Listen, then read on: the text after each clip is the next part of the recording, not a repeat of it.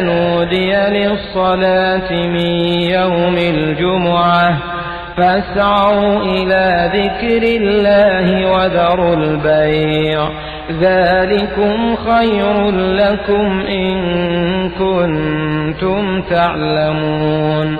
فإذا قضيت الصلاة فانتشروا في الأرض وابتغوا من فضل الله واذكروا الله كثيرا لعلكم تفلحون.